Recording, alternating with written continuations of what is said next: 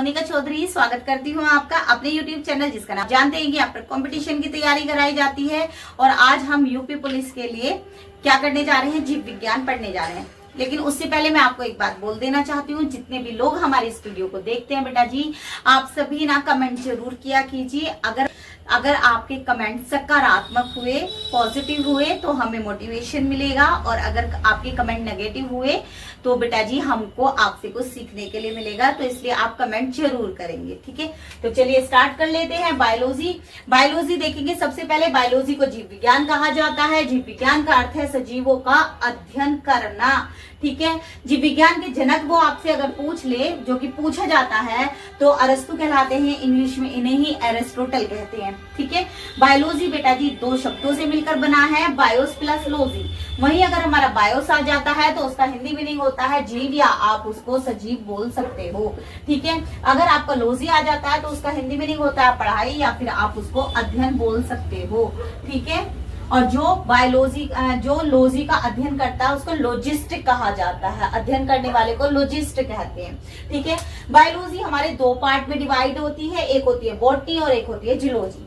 अगर बॉटनी की बात कर ले बेटा जी, बॉटनी को पादपों का अध्ययन कहा जाता है। इसमें जितने भी प्रकार के पेड़ पौधे हैं उनका अध्ययन किया जाता है, ठीक है। और इनके जनक की अगर बात कर ले तो वो होते हैं थियोफेस्टस, ठीक है, बॉटनी के जनक। और वहीं अगर हम जूलॉजी की बात कर ले, जूलॉजी में जितने भी प्रकार के जानवर आते हैं, इनफैक्ट जानवर ही नहीं, जितने भी पक्षी आते हैं, यहाँ तक कि हम लोग भी, ह्यूमन बींग्स भी जूलॉजी के ही अंदर आते हैं। तो इनके जनक कौन कहे जाते हैं बेटा? अरस्तु। आप ये ध्यान रखेंगे, अगर वो जो जूलॉजी के जनक पूछेगा तो भी एरिस्टोटल है, और अगर वो पूरे जीव विज्ञान के जनक पूछेगा तो भी एरिस्टोटल ही है, ठीक है। वही वो आपसे अगर पूछ रहे कि भारतीय वनस्पति विज्ञान के जनक कौन है बेटा, तो विलियम रॉकबर्ग्स है, ठीक है। आप ये ध्यान रखेंगे। वही पूछ रहे कि पादप कायिकी के जनक कौन है, तो स्टीफन। अब हम पढ़ लेते हैं रक्त मीन्स ब्लड।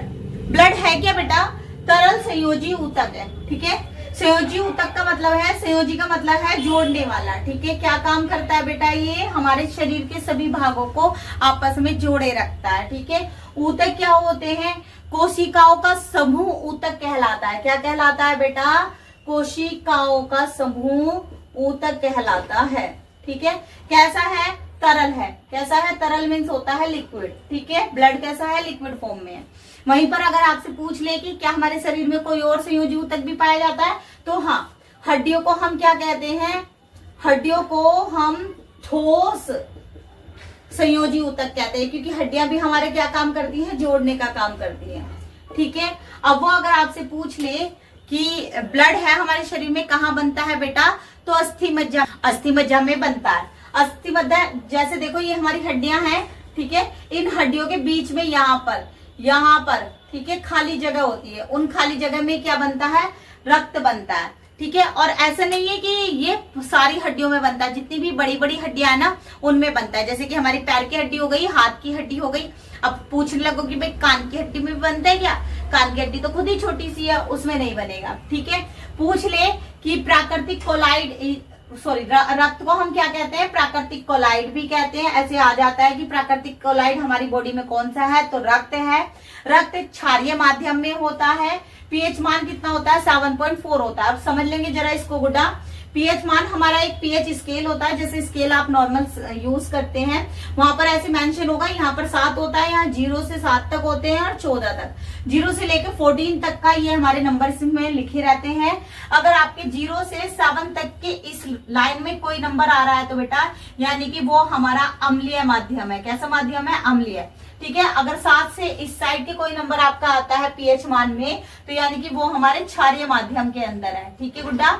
वहीं अगर आपका एग्जैक्ट 7 आ जाता है तो वो हमारे कैसा होता है? उदासीन होता है। आसुत जल का पीएच मान 7 ही है।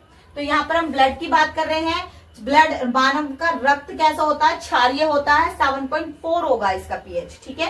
वहीं आपसे पूछ ले कि एक स्वस्थ मनुष्य में कितना रक्त होता है, तो 5.5 लीटर होता है। और इस तरीके से भी क्वेश्चन आ जाता है कि वो कुल शरीर के कुल भाग का कितना प्रतिशत होता है, तो 7% होता है। जैसे मान लो मेरा वेट है, मेरा वेट कितना है, मेरा वेट 70 kg है, तो 70 kg में से 7% वजन मेरे ब्लड का होगा। ठीक है गुड्डा। नेक्स्ट आ जाता है महिलाओं में कितना पाया जाता है, तो महिलाओं में ना बेटा पुरुषों की कंपैरिजन में रक्त थोड़ा पाया जाता है, तो 5 लीटर होता है। वहीं पुरुषों में कितना होगा गुड्डा, तो 5.5 लीटर के करीब होगा।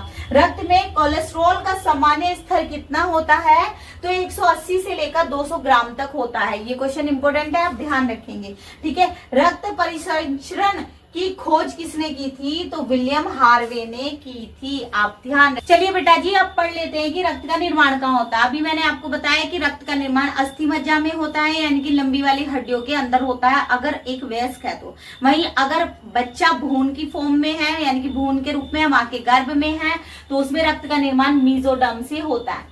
अगर पूछ ले कि हमारे शरीर में ब्लड बैंक कौन सा है, तो बेटा स्प्लीन को ब्लड बैंक कहा जाता है। अब स्प्लीन को ही हम तिल्ली भी कहते हैं, प्लीहा भी स्प्लीन को ही कहते हैं।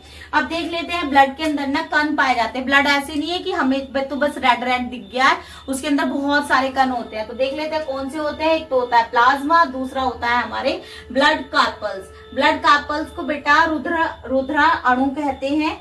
देख लेंगे बच्चा, जो प्लाज्मा होता है वो 55 से 60% होता है, वहीं जो रुधिराणु होते हैं वो 40 से 55% तक होते हैं। देखेंगे प्लाज्मा के अंदर ना गुड्डा 3 तरह की प्रोटीन पाई जाती है। प्लाज्मा के अंदर क्या होगा बच्चा, 3 तरह की, ये तीनों तरह की क्या है, प्रोटीन है।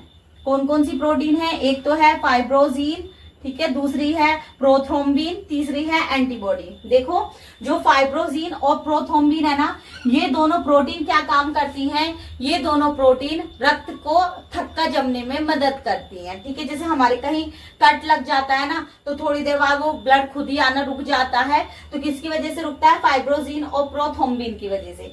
वहीं जो हमारा फाइब्रोजीन है ना बेटा जी, इसको हम अगर ब्लड से इस प्रोटीन को